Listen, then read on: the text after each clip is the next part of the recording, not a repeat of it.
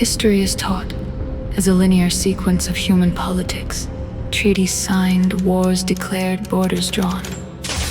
But beneath the boots of the armies marching into the War of 1812, the planet itself was fracturing. Mississippi ran backward.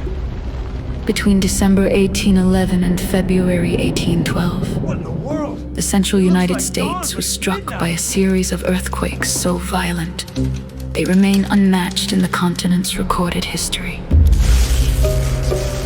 But the old folks who survived didn't just tell stories of shaking ground. They passed down terrifying accounts of a landscape that completely lost its solid form. Through a process known as liquefaction, the water-saturated clay and sand floodplains of the Mississippi Valley became an ocean of quicksand. The earth opened its mouth, violently vomiting thousands of tons of dark mud, boiling water, and sulfurous gas high into the air. Entire settlements sank, roads vanished under thick, unnatural blankets of sludge. To the people on the ground, it felt like a biblical cataclysm. For the military forces of 1812, the wilderness was no longer a battlefield. It was a trap of liquid clay. As decades passed, humanity built directly on top of this volatile crust.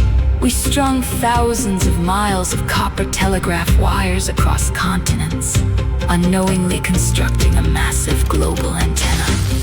Then, the cosmos answered. On September 1, 1859, astronomer Richard Carrington witnessed a colossal solar flare explode from the sun.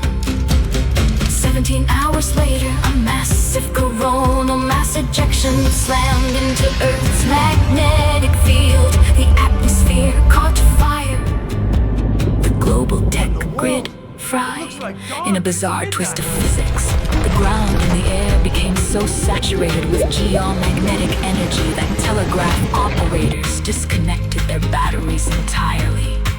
The machines kept running on phantom power, fueled solely by the raw electrical current surging through the earth. It proved once and for all that our planet was not an isolated rock, but a live, buzzing circuit wired directly to the cosmos.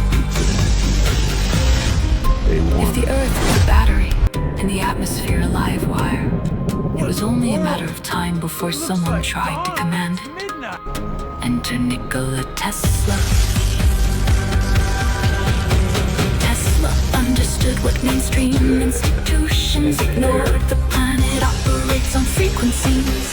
In 1898, using a small mechanical oscillator, Tesla hit the exact resonant frequency of the wet ground beneath Manhattan, triggering a localized artificial earthquake. A year later, in Colorado Springs, he built giant transmitters to test wireless power, generating 100-foot lightning bolts that overloaded city generators and plunged entire towns into darkness. Tesla wasn't just building machines. He was attempting to tap directly into the global energetic currents that had driven the Carrington event. Mainstream history separates these events into neat, isolated chapters. A random earthquake, a freak solar storm, an eccentric inventor. But what if we look at the timeline in reverse? What if the standard forward narrative obscures the true loop of cause and effect? When read in reverse, the timeline tells an entirely different story.